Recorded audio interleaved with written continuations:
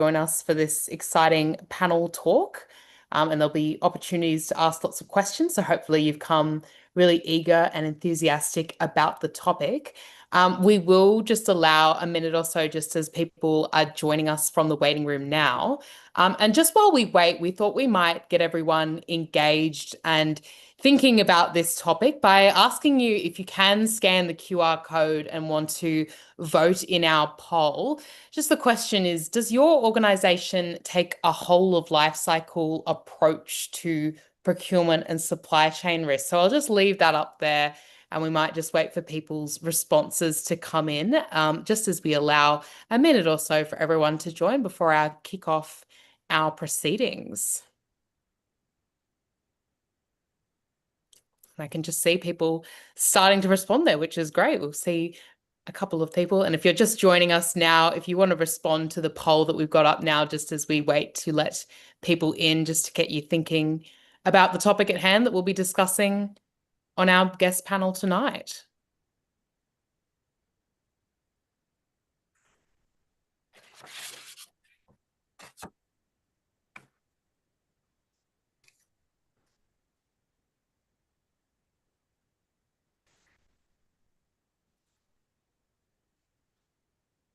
Excellent. Seeing some diversity and a broad spectrum of results there.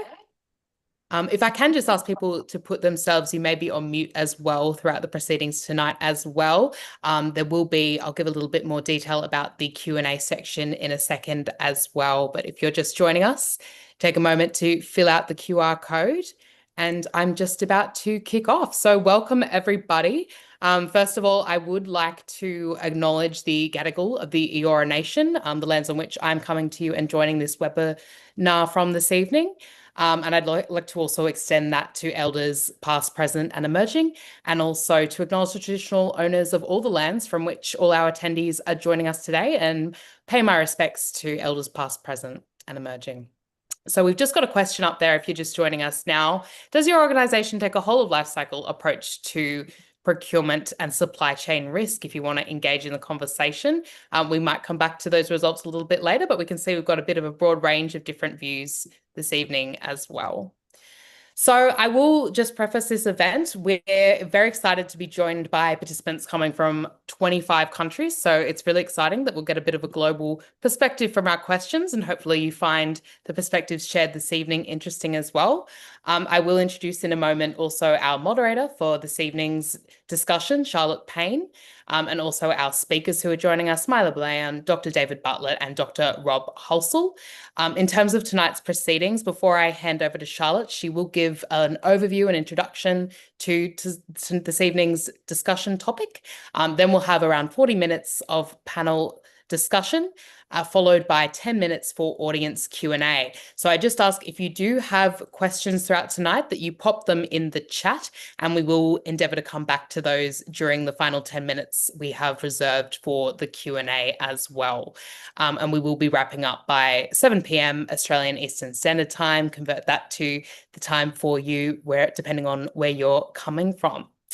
So just a little bit about AG. We are a CIPS Study Centre of Excellence, the first and only one in the Australia and New Zealand region. And we also have a strategic partnership with the Institute of Strategic Risk Management this evening as well. So we're very excited to be doing a joint event as a CIPS Study Centre of Excellence and a partner of the ISRM. A little bit more detail that you can find out if this is a topic that interests you and you're really enlivened by tonight's discussion. We will be hosting a further one-day facilitated workshop to give you practical and applied skills and dive a little further into this topic. So if that's something of interest to you, feel free to scan the QR code. You can get a bit more details on how to register, and we'll also send that out following this evening to all the registrants from this evening's webinar as well. So I don't want to delay the proceedings any further. So I'm delighted to introduce you to tonight's moderator, Charlotte Payne. And Charlotte Payne's a Principal Strategic Advisor in Procurement with AcademyGlobal. And she brings extensive leadership experience across procurement, supply chain, professional standards, and public sector capability development. Charlotte's worked closely with government, industry, and professional bodies to strengthen procurement practice, build workforce capability, and elevate procurement as a strategic function that delivers public value. Charlotte combines deep technical expertise with a highly practical and people-centered approach, drawing on her 23-year career with the Chartered Institute of Procurement and Supply, including her role as General Manager for Australia, New Zealand, and the Pacific. She supported procurement professionals across Australia and internationally to build confidence, strengthen capability, and align their practice with recognised professional standards. So I'm delighted to hand over to you, Charlotte, and you can kick off this evening's discussion. Thank you, everyone. Jen, thank you so much. Hi, everybody. So great to be here and see that so many of you have been able to join us. And it's such a privilege to be able to facilitate today's conversation. And really encouraging results on the poll there, that some of you answered yes, and also some not consistently, and a few no's. So a real spread of responses. And I'm really looking forward to pressure testing what a genuine yes looks like in terms of answering that question. Supply chain anxiety among procurement professionals is at the highest level ever recorded. Now, that's not solely my view, it's what the profession is telling CIPS through its global state of procurement and supply research. So the case for today's conversation is well made. What interests me more is not the risks themselves, but actually, how are we responding to them? Asked how they're protecting supply continuity, procurement professionals gave 3 leading answers: more suppliers, more contracts, and more stock. All 3 sound sensible, but did you notice what they have in common? They're essentially insurance policies. Each one buys a buffer with extra cost, working capital, or complexity. And I guess that is my gentle challenge. It feels a bit tactical, if I'm honest. Is it procurement absorbing risk on the organization's behalf rather than reshaping the organization's exposure to it? That matters even more in our part of the world. In Australia and New Zealand, buyers typically carry lower relatively buying power, and we sit a long way from many of our critical suppliers. So when supply tightens, we're rarely the customer a stretched supplier protects first. And we cannot simply outbuy or outstock the problem the way perhaps larger markets can. So for us, the buffers run out of road pretty quickly. Our resilience has to come from somewhere better, from market intelligence, early visibility, genuine supplier relationships, and being a customer worth prioritizing. The encouraging news is that the profession's standing is certainly rising. Engagement between procurement leaders and executives has more than doubled year on year. And according to CIPS, Australia and New Zealand show the highest levels of automation adoption of any region. So the mandate is there, and the transactional work is increasingly automatable. CIPS titled this year's report, Time to Lead.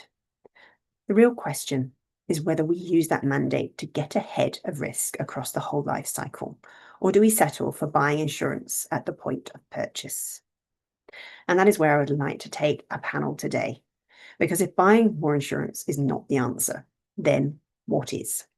And what does it actually mean to manage risk strategically rather than tactically across the entire life cycle? So let me introduce the people who are going to help us answer that very question. I'm delighted to welcome Dr. David Bartlett, risk and integrity expert, criminologist and company director. David brings the strategic risk and governance lens. And when we get there, David, I'll be coming to you first with our questions today. Myla Bulaon, procurement strategy and policy leader. Myla brings stakeholder engagement, modern slavery, and public sector transformation expertise. And Dr. Rob Halsall, former CPO at Transport for New South Wales. Rob brings the practitioner's view across the life cycle. David, Myla, Rob, welcome. Let us begin by understanding risk across the life cycle. Procurement professionals often think about risk at the point of sourcing or award. So, David, how should we think about it across the entire life cycle? And what actually is strategic risk management as distinct from the more traditional approach? Fabulous opening, Charlotte. Thank you. I think it's a truism to say that we increasingly live in a world that is volatile, certainly uncertain, complex, and ambiguous. And we only have to look at the past 6 years. You know, we had the pandemic, and that showed us how fragile supply chains really were. And in many places, they really haven't got back to normal. I go to my local supermarket and I still can't buy eggs, for example. There's a whole other bird flu thing going on there as well. But seemingly without warning, oil prices soar off the back of a US-Iran conflict that lots of people didn't see coming. Lots of people did see it coming though. So there's a whole lot of uncertainty in the current global environment.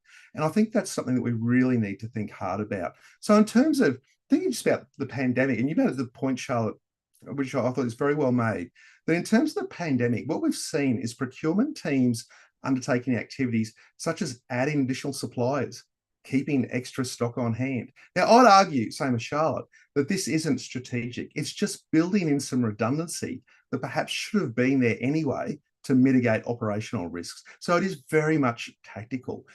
When we think about strategic risk management, we're thinking about the potential for uncertainty to constantly influence objectives. Okay, it's not so risk management is not a set and forget. It's not something that we do at a single point in time, usually at the start, and then we sort of forget about it. We create a plan and put it in the bottom drawer and hope we never have to use it. That's not what strategic risk management is. When we're thinking about strategic risk management, we're thinking about an approach that caters to different types and levels of risk affecting the whole organisation and our role in procurement within that. Now, as Charlotte said, I'm a criminologist, so I'm used to thinking about systems, and systems, to be honest, that aren't very good. And where are the weaknesses in them? And how do people exploit those weaknesses? And how does that create vulnerability? So some of the big picture things that I think about that might be of interest to you, for example, are how sophisticated suppliers are using human intelligence techniques, the same techniques that intelligence agencies use to essentially influence organisations, to influence procurement outcomes, even before the procurement team have initiated any procurement, before the procurement team have even thought about the fact that they may need to do something in procurement land. Make no mistake, very sophisticated suppliers are using these techniques, and they are using them very, very successfully, and most organisations are completely blind to it. So this is right at the start. But then also think about how to organised crime infiltrate supply chains and introduce counterfeit goods and stolen goods into those supply chains, which creates a whole world of pain potentially for organisations. On the other side, you've got cyber criminals that are infiltrating systems and processes and potentially introducing ransomware, introducing a whole range of third-party supplier risks as well. Think about fraud, corruption, maladministration. So these are things that are more localized to your organization typically. And how standard operating procedures and processes create opportunities for these. But there's also opportunities to get ahead of the game here. And that's the most important part. Thinking about modern slavery, for example, thinking about the fact that that changes over time. Someone that is you've done your checks, everything looks okay at a particular point in time, but that can change. Okay, organized crime can buy existing businesses. They can do a whole range of things that put you at risk and put the procurement processes and supply chains at risk. So how do we protect against all of that? But at the same time, how do we leverage the opportunities that exist here? Because it's not all about the negative. And I think that's what we really need to understand, is that when we think about strategic risk, we're not thinking purely about the negative and how we mitigate negative things. We're looking for the opportunities and how we can leverage those. So we'll chat all about all of those things, I'm sure, across the various themes as we go through tonight. But it's getting what tonight's about is getting us out of that tactical, that operational mindset of risk registers and those sorts of things, and let's elevate it up. Let's elevate that thinking up to that strategic level. Rob, what's your experience in terms of how people go with that? Yeah, look, I would echo what you said there, David, and thank you, Charlotte, for that lovely introduction. You talked about a VUCA world, right? And that's a Cold War terminology that still applies today, right? Volatility, uncertainty, complexity, and ambiguity. But I would say I agree with everything you're saying. The risk isn't static. Risk is dynamic, and therefore, and the market that we buy from as procurement professionals is dynamic as well. So obviously, as a profession, we can't be passive. We have to be dynamic as well in terms of how we approach risk management. We have to be strategic, to your point, not reactive, but proactive, and elevate, I guess, the role that procurement can play in that end-to-end approach. I do think, however, that in that elevation, we have to be able to operationalize risk management effectively. And look, certainly from my experience working in both, private, public, and even the tertiary education sector, I still think there's a challenge within some organizations on how we operationalize risk management. So to your point, not just a risk register and a project or program plan, but how do we genuinely operationalize the right approach from policy through to executing process. I hope that makes sense. Charlotte? It does, and I think we're going to unpack some of that. If risk runs the whole length of the life cycle, let's start by exploring where it first shows up. Myla, I'm going to bring you in here. It's firmly your territory. At what stages do the most significant risks typically emerge, and how do we surface them early rather than discovering them when it's later, perhaps in some cases too late? Thank you, Charlotte. Before I answer that, I would like to preface that we are today experiencing a very dynamic and fast-moving global environment. The requirements and regulatory compliance can change very rapidly. I certainly experienced that in New South Wales government procurement. So complexity has increased and we are unable to keep up with it, or that we have a change-resistant culture. So risks will surely emerge at any point of the procurement life cycle. But I have observed in my 25 years in New South Wales government procurement, and also through empirical research, that significant risks usually emerge during the planning and contract management phases. We tend to focus on running a compliant tender process, and we have really good controls developed and implemented during the sourcing phase.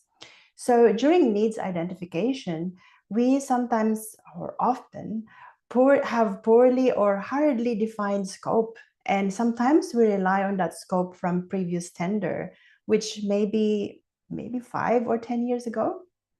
And so this can lead to cost blowouts or several variations, or a completely unsuitable solution that's no longer fit for purpose and not even future-proof, characterized by obsolescence. This can definitely destroy brand value and reputation, not to mention a very costly exercise to repair. Another thing is not understanding our market or raw materials enough. So simply put, poor market analysis. I have seen many organizations that gloss over this stage and fail to understand macroeconomic shifts, geopolitical stability, and labor market conditions, and in fact, even supplier concentration. So, for example, a simple one, not hedging enough or not hedging at all for goods and services that are sourced overseas just because they are quoted in Australian dollars or your native currency.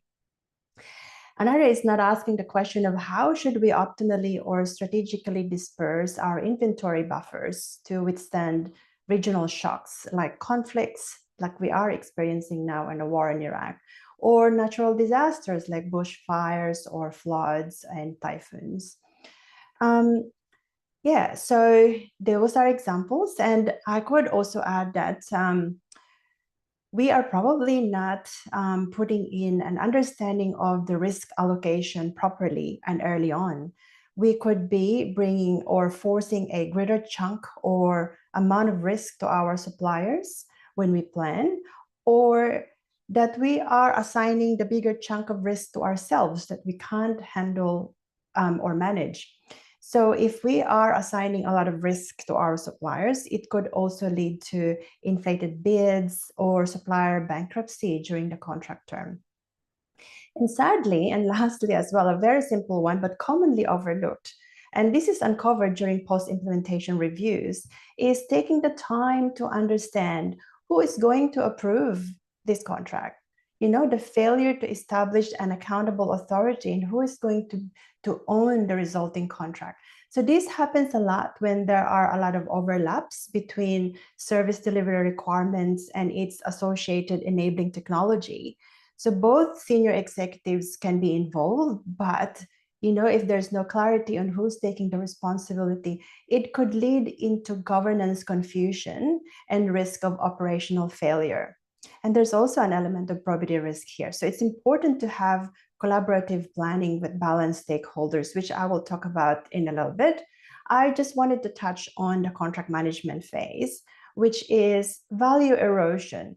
So when the operating model of an organization is that the planning and sourcing are done by a procurement team, and then the contract management is handled by the business, there will be gaps in the handover. The risks of not collecting any contract benefit during the planning stage and the decline of innovation are high. It happens slowly through the decline or the lack of proactive contract management. So when we touch on ESG and compliance breaches as well, this is related to poor market analysis or the lack of clarity of our upstream supply chain and the failure to recognize that there are risks deep within our secondary networks, or how well do we know our suppliers. And lastly, capacity collapse, most commonly observed by us, such as insolvencies, mergers and acquisitions, leading us to have a costly exercise of reprocurement. So how can we emerge them or surface them early? We need to involve our stakeholders. So for example, in operations, if we're buying hospital beds, we need to involve people like orderlies and nurses, because they understand and they also are the ones that are using the products or services. They are the ones that would enable utilization and adoption. They will understand and will inform us on how to overcome challenges such as room or door sizes or lift or access or floor constraints, and not only the technical capabilities of the bed that you're buying.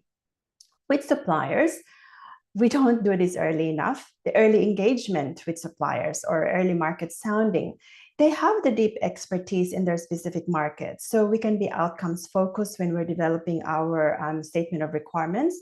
We should be wary of rigid statements of requirements. We could save ourselves from unintended costs by understanding alternatives that have better value for many or can be sourced locally. And lastly, with our other stakeholders, they help with governance and escalation as well as funding. So it's if we establish a probity framework early on and conduct a formal and structured stakeholder mapping for clarity of who are the accountable persons, that would help with surfacing risks during the planning stages of procurement. Myla, thank you. Really highlighted the importance of identifying those risks as early as possible, and some real practical considerations, a real breadth of practical considerations for us to think on. So thank you. As we know, identifying risk is one thing, but getting organizations to act on it and strategically is quite another. Rob, I'm going to bring you into the conversation. Procurement's often seen as managing compliance and process, but how do we elevate risk into a strategic capability that improves organizational decision making? Thank you, Charlotte. Yeah, look, I would say again, this has to be a core attribute within the capability of procurement. You know, I try and break down, simplify procurement personas into commercial, relational, and digital acumen. And, for me, this sits firmly in that commercial space. If procurement's expected to oversee or lead or facilitate probity, the planning, the sourcing, the managing, the strategic supplier relationship management, I mean, that falls under, those kind of different acumen, but we're also expected to be have social intelligence, have adaptability quotient, as well as IQ. So there's a mixture here, I think, of the mindset that procurement needs to adopt in any given scenario or whatever its value proposition is in the organization that you work within, but also the skill set, the ability to strategize, and then be able to execute and demonstrate to your key stakeholders that you can execute with excellence. So I think there's a blend there in terms of how does procurement perceive itself and how does it try to elevate more broadly. And it's certainly not just risk management or strategic risk management. And it can't be just, as you say, we get sometimes seen as the fun police or the handbrake in the process. So it can't be seen as just following the bouncing ball approach or a tick box exercise. And I genuinely believe, that starts with the policy and then thinking about how you develop your business controls within your policy. And very often other parts of the organization look at procurement to utilize the procurement policy to serve their needs as well. So how are we operationalizing policy? But as you said, influencing executives, that's another skill set, being able to influence without authority sometimes. Being able to understand behaviorally how to influence and understand what preferences exist within the organization and how to appeal best to those preferences. So I really see risk management for procurement as I've always seen it similar to sustainability as a strategic differentiator. If we can do this well within procurement, we naturally elevate the role and the value proposition at an executive level. But being able to be proactive and articulate risk in that way, in a balanced way, is really important. So not just on paper, right? And I think a lot of it starts on paper when we assess inherent risk. And are we even doing that properly? Let alone then starting to implement mitigation steps to then hopefully get to a point where your residual risk is lower than your inherent risk. But again, we have to then be able to execute those steps. Who's executing gets back to what Myla said as well in terms of who has accountability. Is it the contract owner? Is it the contract manager? Is it the business stakeholder? So I think being able to demonstrate that you have strong organizational awareness. And it's one of those things that we talk about experience, exposure, and education. But in my mind, there's also a fourth E, which is the environment that you work in. Do you know enough about the operations? Do you know enough about the strategy? Do you know enough about how decisions get made within your organization to be able to elevate and tell the narrative in a way that's compelling for the executives? And I think that's another kind of area that procurement can focus on. And lastly, I would say, part of procurement's job is to validate, it's to assure, it's to ensure that appropriate business controls are in place and operating effectively. That's not just accepting questionnaire responses and taking them as gospel. It's actually validating and assuring as a first line assurance service. How do we assure that the first line, those people in the first line delivering procurement, are actually doing the right thing? And again, some organizations apply that 3 lines of defense model. Similar to that, what is procurement's role in that, and how does it play a conduit role for other departments across the organization? Great. Thank you so much, Rob. You've touched on an awful lot there, and I might just pick up with David around, can strategic risk management be applied day to day, or does it actually need planning and strategy behind it? I think it absolutely can be applied day to day, and it should be applied day to day, but it does need planning behind it. And I think this is, you need the two parts, right? To Rob's point, the procurement skill set is now it needs to be much broader than what people typically think about it. You need to have that emotional intelligence when you're dealing with within the organization and also externally. You need to have that risk skill set. You need to have, I think people underestimate the skill set required for procurement, because I wasn't sure, I can't remember if it was Myla or Rob, people tend to think of it as tick box exercises. We're following as Myla actually, follow the bouncing ball and we tick the box and we've done that. It's much, much broader than that. And we need some planning behind this insofar as to make sure that the procurement side of the business actually understand where they fit, that they are integrated, and that they understand how it all gels together. But the procurement professionals themselves actually need to have all of these skill sets so that they can be thinking more broadly, more strategically, and not simply, following the bouncing ball. Because, to Myla's point, your suppliers and stakeholders' risks are your risks. And I think that people forget about that. Because we are following the bouncing ball. We need to stop doing that. We need to get more strategic. We need to train people to have the skills that Rob was talking about. And I think once we do that, we can absolutely move the dial in this space.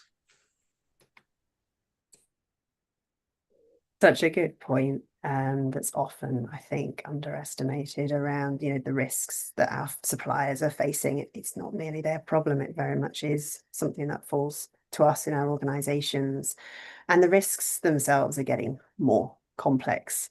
So let's take a look at how we build resilient supply chains. Cyber threats, geopolitical instability, modern slavery, supplier failure, market disruption, the list goes on. Perhaps David first, how should professionals prioritize and respond? And as I said, I'll come to you first, David, but I'm actually interested in the views from each of our panelists. So I suppose if you think about it like this, in terms of taking that strategic perspective, and we'll start the conversation here, as a procurement function, when was the last time the procurement team looked, and I mean really looked, at the strategic plan, the organization's strategic plan, and actually understood what the organization's strategy is and what the organization's trying to achieve? And then secondly, when was the last time procurement team actually understood the various risks faced in the organization?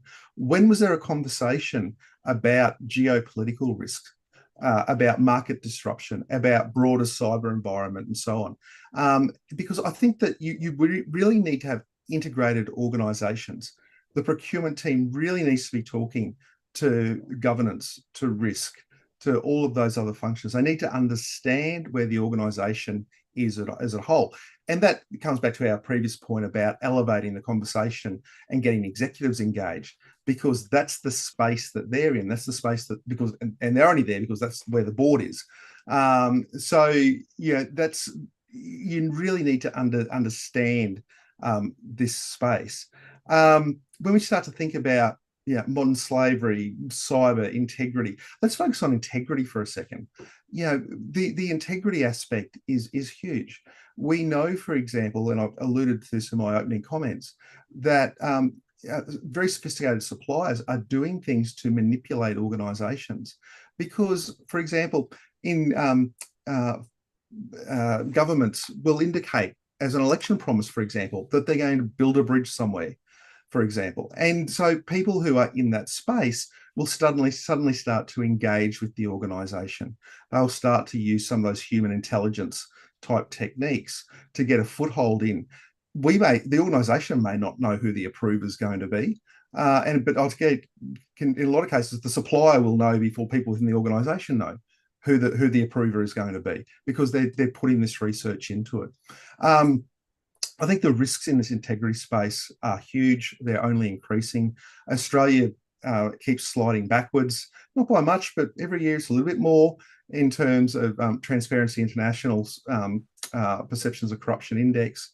There's a whole range of issues around this that I think need to be managed very carefully. And I think it does in a lot of ways fall to the procurement side, because procurement people really are the canary in the cage. You're the people who not only are being targeted, but also the people who will sense that something isn't right. It's that emotional intelligence that Rob was talking about earlier, that something's not right here, that you need to sort of flag that. Thinking about cyber and cyber risks, we know that certain products, for example, have inherent risks because of where they're manufactured. We know that governments, the Australian government, for example, is not buying certain types of equipment from certain countries because of risks. But it's not only that, it's about third-party risks as well. If we're in information exchanges with third parties, what's their cybersecurity like? Because that could expose us. And in fact, we've seen breaches, cyber breaches of organisations where people have got in through the back door through a third-party provider. I'm not sure, to be honest, I'm not sure that people are across that in that procurement space. When was the last time procurement had a conversation with the IT people? Now, the problem is they speak different languages. Okay, so you're going to need someone that can actually translate.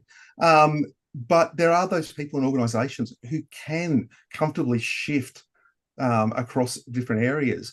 They're gold. If you can find them, if they can help you have that conversation with different areas, I think you're well and truly ahead of the game. Oh, and the other thing, sorry, the other thing, we're heading towards driverless cars and things like that. Can I tell you, one of, and I've been saying this for 10 years, one of my concerns is that we'll get to a point where potentially you've got a driverless car, someone rings your phone and says, I've just taken control of your vehicle and I will drive it into the next pole unless you do X. It's a scary thought, but it's a good reminder that we need to understand the goods that we're buying and we need to understand their vulnerabilities. I'll be quiet. David, thank you. I think we've all stunned into silence, but I am going to bring in views from Rob and Myla really on how professionals should kind of prioritize and respond in all this. If you've got any parting thoughts on that. Ladies first, Myla. Okay, how do we build resilience? In my opinion, we need to understand, or we need to invest in risk literacy and focus on resilience in the supply chain, in addition to cost optimization, because resilience will be our competitive advantage. Also, procurement, we should not view and we should teach everyone that procurement is not a purchasing function. It is actually a risk management enabler. We are here to make really good decisions, and we advise our executives to conduct or perform really sound decisions because of the analysis that we've done. So it's very important to have that. Rob mentioned before the personas that we take in. So when we step into procurement, we're not just a technical expert, we're actually a decision maker. So yeah, in my opinion, we need to have that investment in risk literacy, understanding the language of business value and more than policy and compliance. Let's talk about capital or investment efficiency, budget certainty, and revenue protection when we're talking to the CFO. And also we could have a very good cost, a costed up analysis of inaction. So we could say that, if we don't invest on a 30,000 cost of risk management, we could have a 5 million cost blowout or an expensive legal dispute in the future. So I think understanding this and having the appreciation of the role of procurement is something that we can respond to as professionals. Yeah, and I agree with everything that's been said. I would just add, first 10 years of my career, I was buying, spent a lot of time in the supply chain. Then I became a global supply chain manager. And I really think there's a different skill set, again, between a sourcing skill set, a contract management skill set, and a supply chain analysis or a supply chain management skill set. They're different skills. As you've heard on this call, procurement has to wear many hats. whether it's risk management, finance management, stakeholder management, project management. And I really feel like, fundamental questions for me around the how. We're talking a lot about the what. The how is, do we even know what your most critical supply chains are in your business? And do you know how many of those are domestic supply chains or international supply chains? Starting with really basic questions. And then can you actually analyze and evaluate your supply chain resilience? Do you understand what resilience looks like in a supply chain?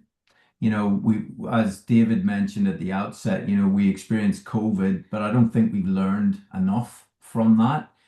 We were lazy and we transferred risk to our supply chain partners. And then we discovered we were buying from distributors and we didn't know our supply chain at all.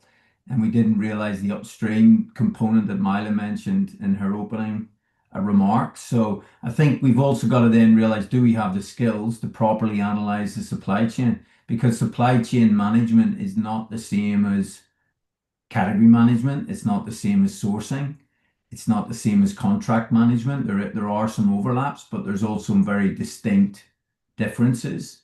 And then if we understand those things, what are we doing to apply the right protection mechanisms in our strategy, whether that be Forex management, whether that be dual sourcing, whether that be cultivating new markets, whether it be pricing mechanisms in your contracts, payment terms, inflationary impacts, understanding how you're going to offset the risk. So I think, first of all, have you got the right skills, and actually do you understand what your critical supply chains are in your organization, or are you waiting to be surprised? Or capitalizing and utilizing digital platforms as well as technology. And I might add to that, there are organizations that have built digital twins to understand and simulate their supply chains and forecast what can happen. And so they're able to mitigate the risks. Mind you, the longer the supply chain, the greater the risks are. And there's also going to be modern slavery risks embedded in the supply chain. Absolutely. I would just say, but typically, if you're a procurement person, you're not exactly top of the list when it comes to digital investment. I'm not disputing what Myla said. You need to be a professional beggar in procurement to actually get investment. But if you don't have a digital solution, which is operationalizing and digitizing your workflow and putting those controls in place, to Myla's point, you still need to understand what those skills are to be able to, reflect on your actual supply chains, define what they look like, and put the right, proactive mitigation steps in place. Because change is not constant now, it's exponential. What we're going to see over the next 15 years around digitization, automation, visualization, it's happening. And we can see that with things like AI in terms of this life cycle shortening. So we're not necessarily, there's going to be leaders and laggards in this, but what are the essential skills that I think you need as part of your commercial, relational, or digital acumen? Which is a great question and something for us to think about. Capability for the future, for the profession. Everything we've discussed is very clear. It's a very big ask of the profession. So let's consider what it is that we need to be good at within the profession. Rob, I'll perhaps ask you to continue. If professionals wanted to get significantly better at this, where should they focus their development in terms of skills? Yeah, it's a good point. And obviously it depends on your operating model as well, and whether you're a sourcing-led team or a category management-led team. But I think, as was touched on previously, I think certainly strategic supplier relationship management. I would say go beyond contract management. Think about, Myla mentioned erosion of value. You really need to understand your critical suppliers, and you need to then be able to interact with those in a way. So I think SRM is still a critical skill set. I think digital acumen, whether that's being able to understand your procurement workflow and digitize that, or digitize elements of risk management and business controls, but you have to be able to design those also into your process, into your policy.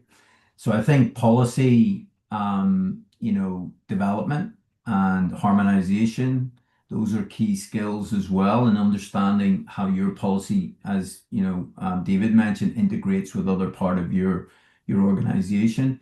And obviously AI is omnipresent now, whether it's agentic AI or AGI.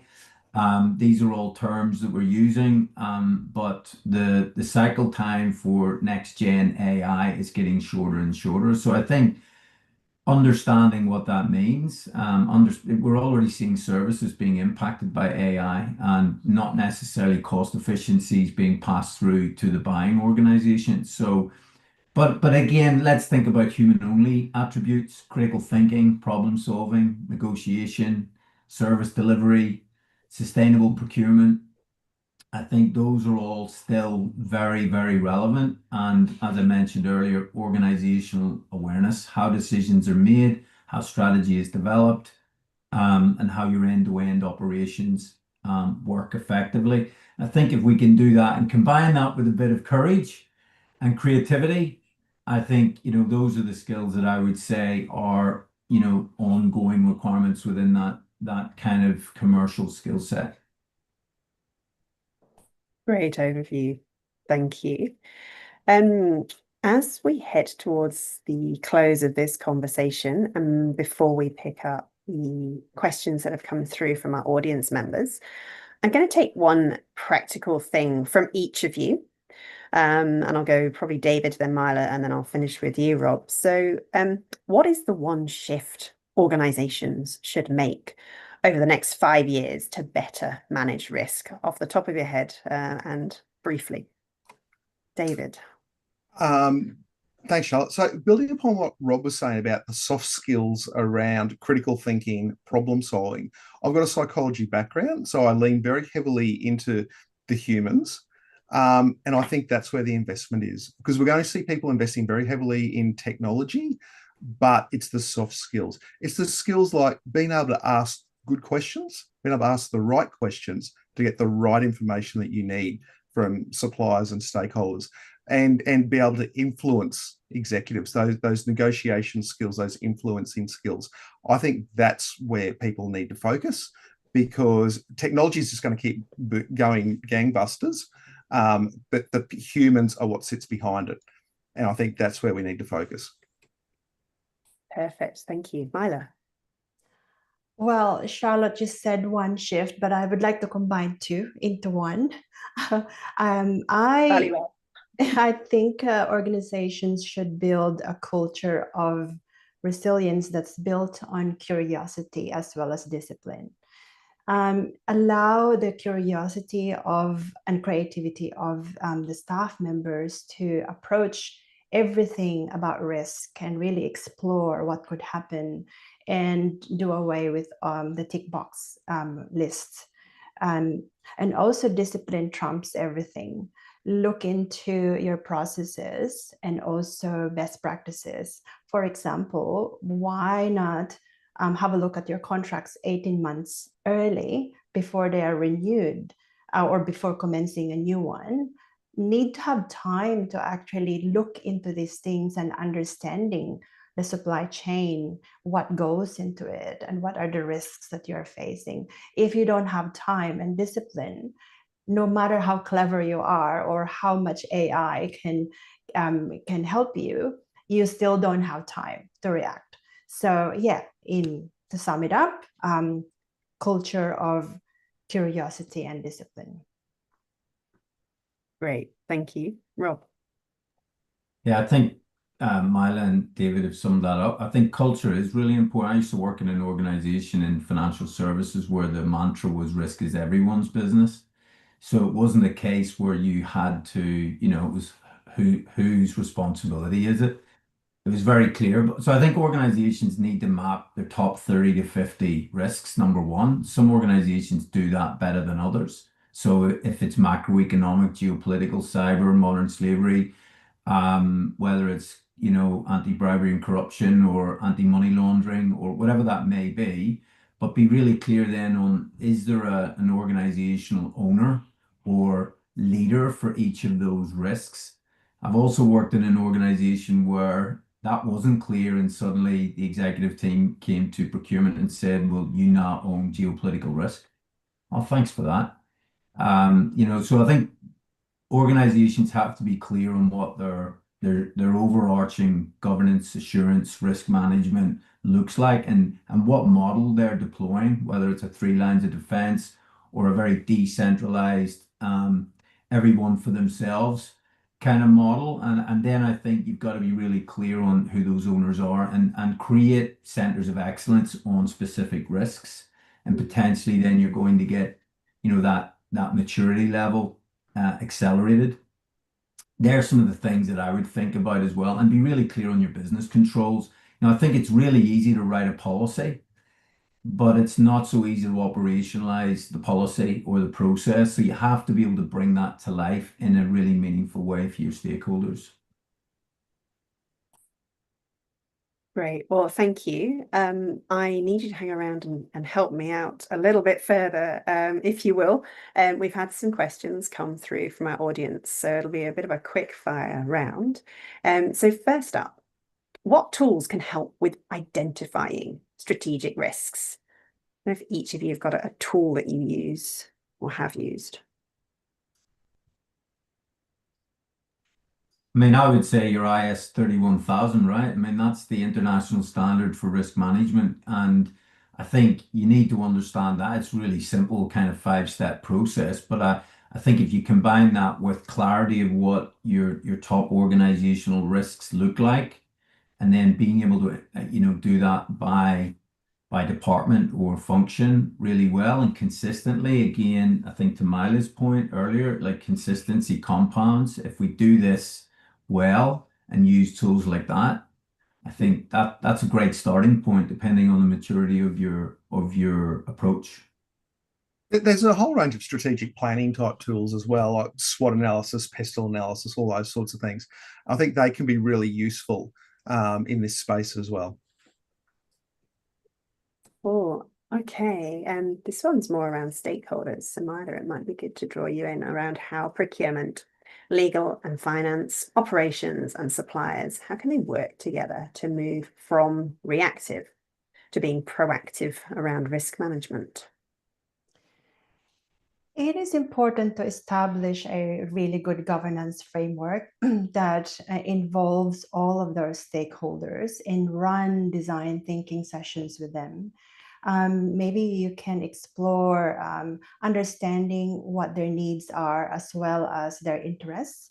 Maybe you could also do a really structured and formal stakeholder mapping so that you can understand what their interests are when it comes to identifying risks, as well as the risks that they have experienced, and most importantly, their appetite to actually absorb those risks if they cannot be insured, transferred, or mitigated.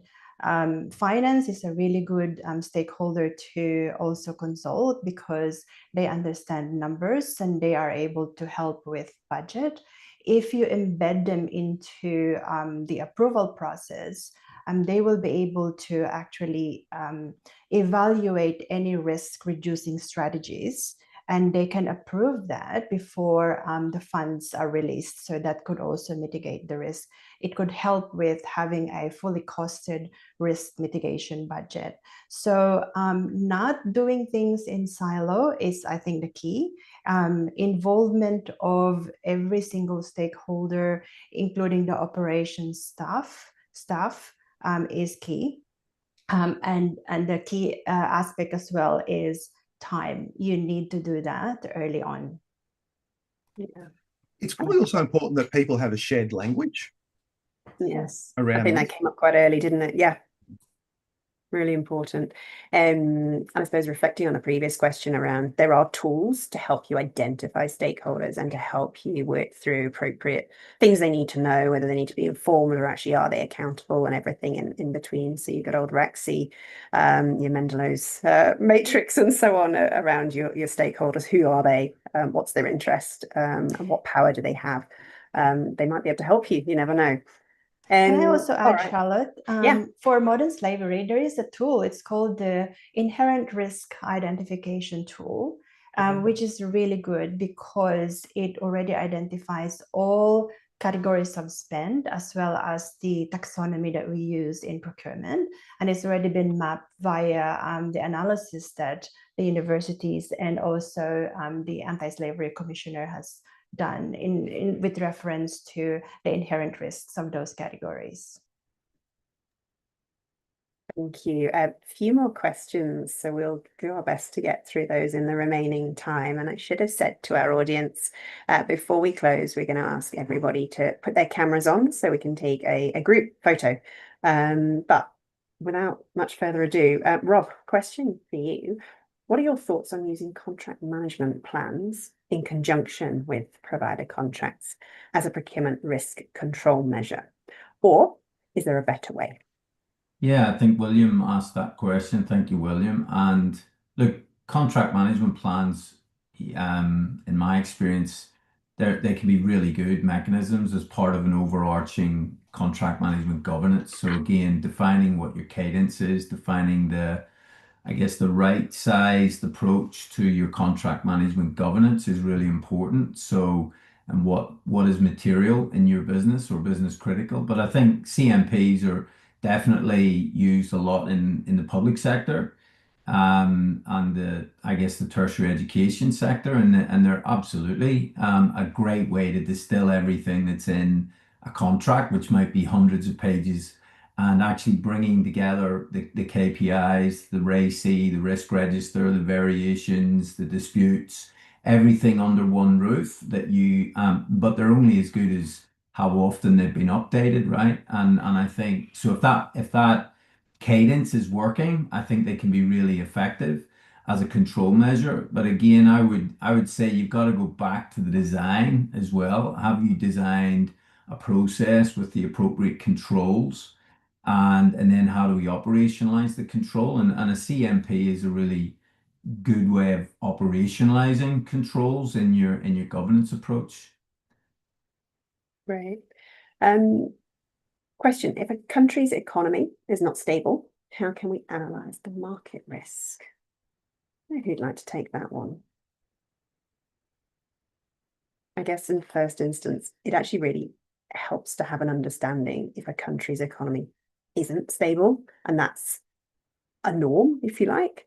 I know where we've been caught out recently is that economies have destabilized through, I guess, unforeseen impacts that have occurred, and then that's had a whole series of consequences. So knowing that there's inherent volatility in an economy where your suppliers are based, or your customers indeed, is something really, really helpful for organizations.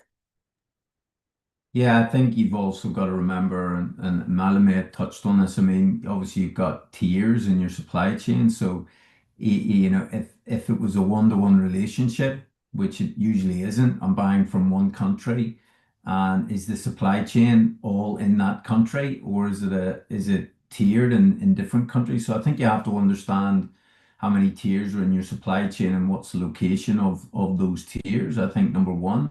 And obviously, you can look at things like, you know, what's the financial strength ratings, or, you know, ratings that are given to each government that you may be dealing with, you know, through data brokerages or sources like, you know, S&P or Moody's, or even and look at, you know, Thomson Reuters, World Check. You know, there's lots of little subscription data models that you can feed into to try and get better insights around I guess the country that you're buying from, or the country of origin for wherever the product's coming from. But I guess you've got to understand your supply chain in the first instance, because you may be thinking you're buying from somewhere where it's being assembled, but it may be manufactured somewhere completely different, you know, or semi-manufactured, or the raw materials may be coming from somewhere else. So I think understanding that's an analysis piece up front.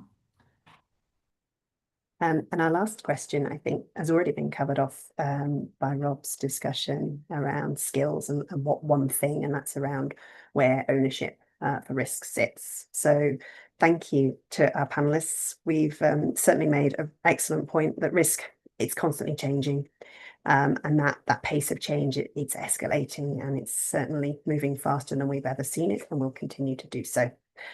I'm going to invite everyone back onto the screen and hand over to Jen and the crew to say goodbye. But thank you so much, Rob, Myla, David.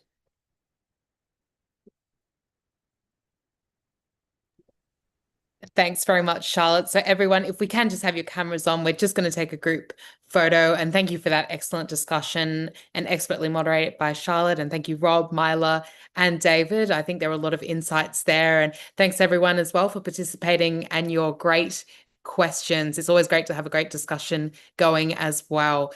And as I mentioned, we are running a further workshop. If you would like to dive into this topic a bit deeper, we'll send out details of that for you as well. And we'd love to see you at our future events. So stay connected, whether it be on LinkedIn or through our email newsletter. We look forward to seeing you there.